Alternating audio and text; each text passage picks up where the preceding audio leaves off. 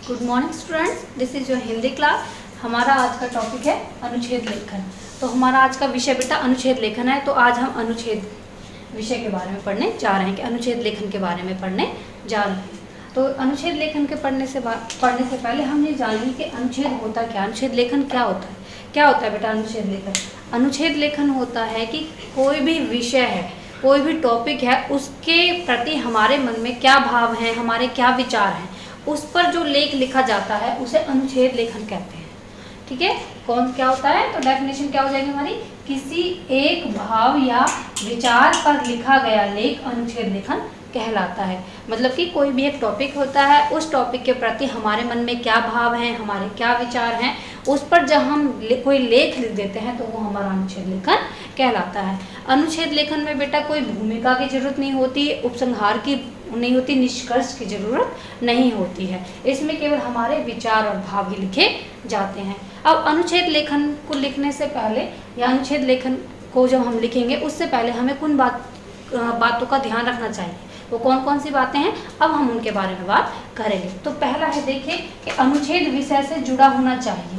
जो हमारा अनुच्छेद लेखन है बेटा वो विषय से जुड़ा होना चाहिए। अब विषय क्या? अब ये आपने देखा, ये विषय, विषय का मतलब होता है क्या? टाइटल, है ना। टाइटल होता है ना, जैसे कि मान लीजिए गाय। अब गाय है, अब हम गाय के ऊपर कोई अनुच्छेद लिखने जा रहे हैं, मतलब कोई लेख लिखने जा रहे हैं, तो उस लेख में हमें गाय के बारे में ही लिखना पड़ेगा। अब ये नहीं हम टाइटल तो डाल दें गाय और लिख दें हम बैल के बारे में कि बैल के दो बहुत बड़े बड़े सींग होते हैं, वो खेतों में हल चलाने के काम आता है। तो ये तो हमारा गलत हो जाएगा ना गलत। क्यों? क्योंकि हमने टाइटल क्या डाला है? गाय, और हम लिखने वाले थे किसके ऊपर? गाय के ऊपर। तो इसीलिए जो अनुच्छेद लेखन है वो विषय से जुड़ा होना चाहिए।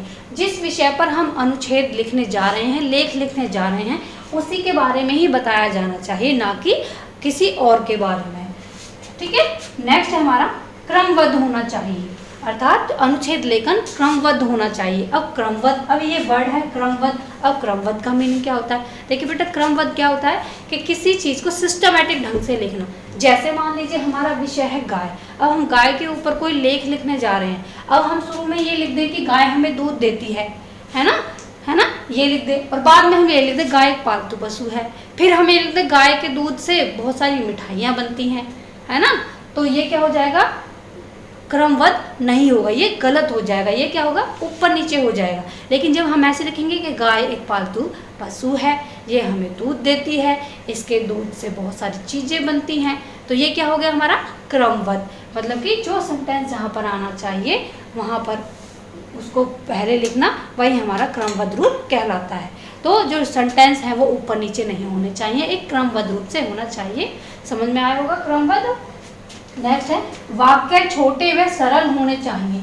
तो देखिए बेटा, जब हम अनुच्छेद लिखते हैं तो उसमें हमें क्या ध्यान रखना होता है कि जो हम वाक्य लिख रहे हैं, मतलब कि गाय के ऊपर मान लीजिए कोई वाक्य लिख रहे हैं, तो वो छोटे होने चाहिए, बड़े नहीं होने चाहिए। जैसे एक वाक्य का उदाहरण मैं दे के दिखाती हूँ कि एक वाक्य तो ये हो गया कि गाय हमें दूध देती है, इसके दूध से मिठाइयाँ बनती हैं, पनीर बनते हैं, दही बनती हैं।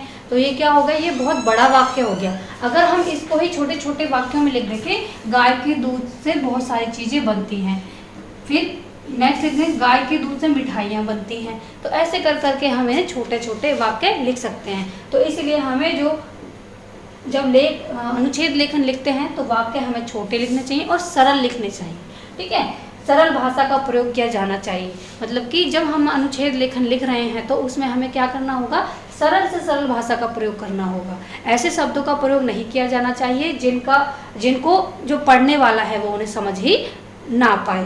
तो इसलिए ऐसे शब्दों का प्रयोग किया जाना चाहिए जो सबकी समझ में आ जाए। तो जब हम अनुच्छेद लिखते हैं तो हमें इन बातों का ध्यान रखना चाहिए। अब आपको समझ में आ गया होगा। अब मैं आपको अनुच्छेद लिखने का एक सबसे ईजी तरीका बताऊँगी। देखिए, मैं आपको एक उदाहरण दे के दिखाती हूँ। तो देखिए बेटा, जब हम मान लीजिए गाय पर एक अनुच्छेद लिखने जा रहे हैं तो हमारे दिमाग में उस विषय से संबंधित, या फिर जैसे कि मान लीजिए गाय है, गाय से संबंधित कुछ क्वेश्चंस होने चाहिए। जब आप उन क्वेश्चंस का क्रमबद्ध रूप से आंसर देते चले जाएंगे, वैसे ही आपका जो अनुच्छेद लेखन है वो पूरा होता चला जाएगा। तो कोई भी जब हम जिस भी टॉपिक पर, जिस भी विषय पर जब हम अनुच्छेद लिखते हैं तो उसके प्रति हमारे कुछ क्वेश्चन होने चाहिए, उसके लिए कुछ क्वेश्चन होने चाहिए, और उन क्वेश्चंस का आंसर देते देते हम क्या कर सकते हैं, अपना अनुच्छेद लिख सकते हैं। जैसे गाय के ऊपर देखिए, सबसे पहला क्वेश्चन क्या बन जाता है, गाय कैसा पशु है। फर्स्ट क्वेश्चन ये हमारे क्या हो जाते हैं, हमारे ये कुछ बिंदु हो जाते हैं जिनके आधार पर हम अनुच्छेद लेखन लिखते हैं। एक जो एग्जाम्पल है आपकी बुक में भी दिया गया है, उसको भी मैं आगे आपको बताऊंगी। तो पहला, तो देखिए बेटा, पहले हम गाय के ऊपर लिखते हैं। तो गाय के ऊपर जब हम कोई लेख लिखते हैं तो कोई भी अनुच्छेद लिखने से पहले हमारे दिमाग में, तो जैसे पहला एग्जाम्पल है आपका, देखिए कुछ क्वेश्चंस हैं, इन क्वेश्चंस के अगर आप आंसर यहाँ दे देंगे तो आपका ये क्या बन जाएगा, एक अनुच्छेद बन जाएगा, लिख जाएगा। किसके ऊपर, गाय के ऊपर। तो पहला क्वेश्चन है बेटा, देखिए गाय कैसा पशु है। सेकंड क्वेश्चन, गाय की शरीर रचना कैसी होती है। थर्ड क्वेश्चन, गाय क्या खाती है, गाय हमें क्या देती है, गाय के दूध से क्या क्या चीजें बनाई जाती हैं, गाय के बच्चे किस काम आते हैं, गाय को माता क्यों कहा जाता है। तो ये कुछ क्वेश्चंस हैं, इन क्वेश्चंस के अगर आप आंसर यहाँ पे दे देंगे तो आपका अनुच्छेद क्या हो जाएगा, तैयार हो जाएगा, अनुच्छेद आप लिख देंगे।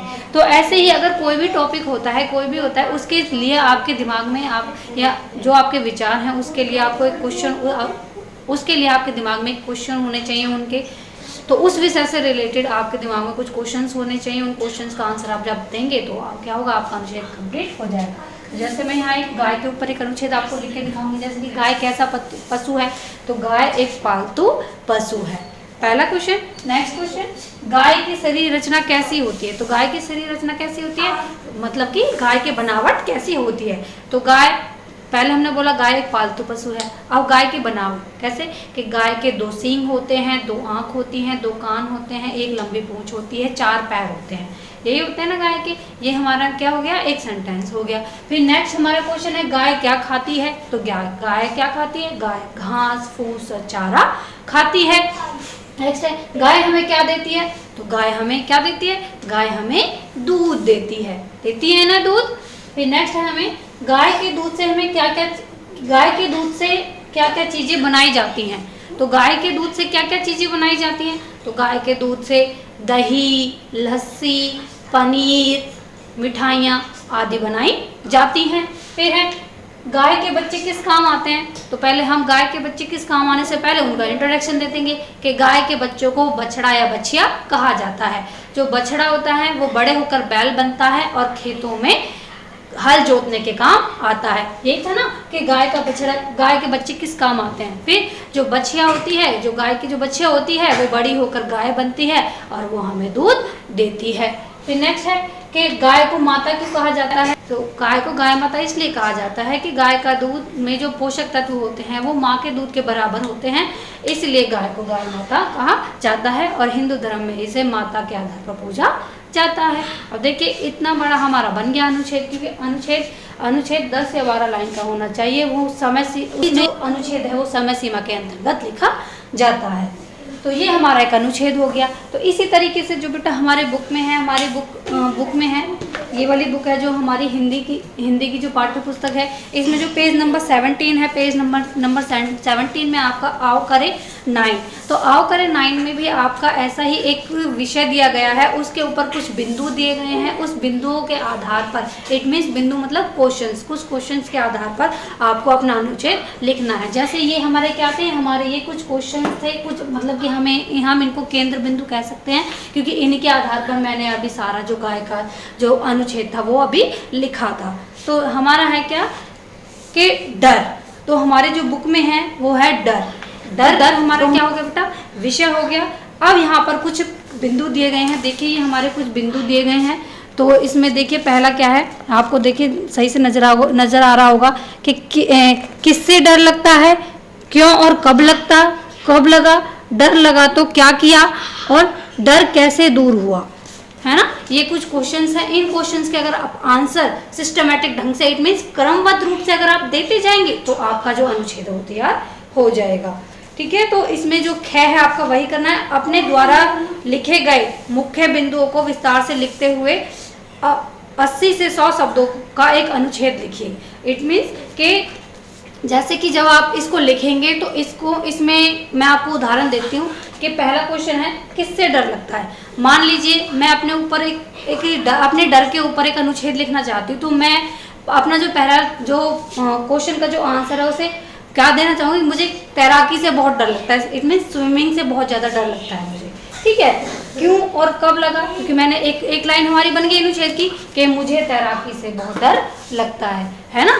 तो फिर पहला क्वेश्चन बन गया। फिर सेकंड क्वेश्चन क्या है, क्यों और कब लगा, क्यों लगा कि उसके लिए, और कब लगा, ये दोनों चीज़ें, क्यों भी और कब भी। कब लगा कि जब मैं 6 साल की थी तो मैं अपने पिताजी के साथ स्विमिंग सीखने जाती थी, तो तब मेरा वहाँ पर पैर फिसलने की वजह से मैं स्विमिंग पूल में गिर गई थी और मैं वहाँ पर डूबने लगी थी। फिर मेरे पिताजी ने आकर मुझे तभी वहाँ पर बचाया था, तो तब से मुझे तैराकी से डर लगने लग गया। अब यहाँ पर क्या हुआ, कब मतलब 6 साल, जब मैंने 6 साल, मैंने 6 साल बताया कि जब मैं 6 साल की थी, और क्यों लगा, कारण भी बताया कि मेरा पैर क्या हो गया था, स्विमिंग पूल के जो ऊपर जो बाउंड्री होती है उस पे से स्लिप हो गया था, जिसके कारण मैं स्विमिंग पूल में गिर गई थी। नेक्स्ट है डर लगा तो क्या किया, क्या किया मैंने, जब मुझे स्विमिंग से डर लगा तो मैंने क्या किया, तो मैंने कोचिंग के लिए जाना बंद कर दिया। मैं स्विमिंग करने नहीं जाती थी, क्यों, क्योंकि मेरे मन में डर बैठ गया था। फिर डर कैसे दूर हुआ, तो डर कैसे दूर हुआ कि मेरे परिवार वालों ने, मेरे घर वालों ने, मेरे पिताजी ने, मेरे जो स्विमिंग कोच थे, उन्होंने मुझे मोटिवेट किया, उन्होंने मेरे डर को दूर करने में मेरी मदद की, और उन्होंने एक साहस जगाया कि वो एक घटना थी, अब वो एक दुर्घटना थी जो आपके साथ घट गई थी, लेकिन अब आप इसको अपने डर को फील करके देखिए, इसे महसूस करके देखिए। जब आप स्विमिंग करने लगेंगे तो स्विमिंग आपको बहुत अच्छी लगने लगेगी, तो धीरे धीरे ऐसे करके मेरा डर दूर होता चला गया। तो इसी तरीके से आपको बेटा अनुच्छेद लिखना है कि आप, जैसे कि मेरा टॉपिक तो था क्या, तैराकी, स्विमिंग, तो आपका जो टॉपिक है वो कुछ भी हो सकता है। तो ये आपको अपने ऊपर करके लिखना है कि आपको किस चीज़ से डर लगता है, क्यों लगा और कब लगा, मतलब कि आप कब लगा, जब आप कितने साल के थे तब कुछ हुआ था, और क्या हुआ था वो आपको लिखना पड़ेगा। और आपको लिखना पड़ेगा कि डर लगा तो आपने क्या किया। फिर आप, जैसे कि मैंने क्या किया था, मैंने जो स्विमिंग प्रैक्टिस पे जाना बंद कर दिया था, स्विमिंग सीखनी मैंने बंद कर दी थी कि मुझे तब लगने लग गया था कि मैं स्विमिंग सीख ही नहीं पाऊंगी। फिर डर को कैसे दूर किया, डर को सभी लोगों ने मिलकर मेरे डर को दूर किया था। फिर मनोचिकित्सक ने भी मेरा साथ दिया था, उन्होंने मुझे बताया था कि एक घटना थी, इस तरीके से मेरा डर दूर हो गया था। तो बेटा आपको ऐसे ही 80 से लेके 100 शब्दों में आपको ये अनुच्छेद पूरा करना है। ये आपको अपनी फेयर नोटबुक में लिखना है, या आप खुद लिखेंगे, मैम आपकी मदद नहीं करेंगी। ठीक है, लिखे गए अनुच्छेद में 10 संज्ञा शब्द रेखांकित कीजिए। तो बेटा जो आपने अनुच्छेद लिखा है, जो आप अनुच्छेद लिखेंगे अपनी नोटबुक में, उसमें से आपको क्या करना है, जो संज्ञा शब्द आएंगे। अब यहाँ पर ये नहीं छांटने कि व्यक्तिवाचक संज्ञा कौन सी होती है, भाव कौन सी होती है, जातिवाचक कौन सी होती है, ये नहीं छांटने। यहाँ पर आपको केवल संज्ञा शब्द छांटने हैं, है ना। संज्ञा शब्द मैंने छांटने बता रखे हैं ना, किस तरीके से छांटते हैं, तो इसी तरीके से आपको वो संज्ञा शब्द आपने छांटने हैं। किसमें से, जो अनुच्छेद आप अपनी फेयर नोटबुक में लिखेंगे, जिस विषय पर लिखेंगे। लेकिन जो आपका विषय होगा डर, क्या होगा, डर। विषय हमारा क्या है, जैसे कि हमारा यहाँ पर विषय गाय था, तो आपका विषय क्या होगा, डर, जो आपकी बुक में दिया गया है। तो डर के ऊपर आपको एक अनुच्छेद लिखना है। अब वो आपने देखना है कि आपको किससे डर लगता है, क्यों लगता है, कब लगा, फिर डर लगा तो आपने क्या किया, और फिर आपका डर किस तरीके से दूर हुआ। ठीक है, तो ये था हमारा आओ करें नो। आओ करें नो आपको खुद ही करना है, मैम इसमें आपकी कोई हेल्प नहीं करेंगी। तो यहाँ पर बेटा हमारा ये जो अनुच्छेद लेखन है वो खत्म होता है, समाप्त होता है। मैं आशा करती हूँ कि आपको अनुच्छेद लिखना आ गया होगा। अनुच्छेद आप किस तरीके से लिखेंगे, सबको बेटा अच्छे तरीके से अनुच्छेद लिखना है, क्रमबद्ध रूप से लिखना है, सरल भाषा का प्रयोग करना है। ठीक है, तो आज के लिए इतना ही, बाकी मिलते हैं नेक्स्ट क्लास में।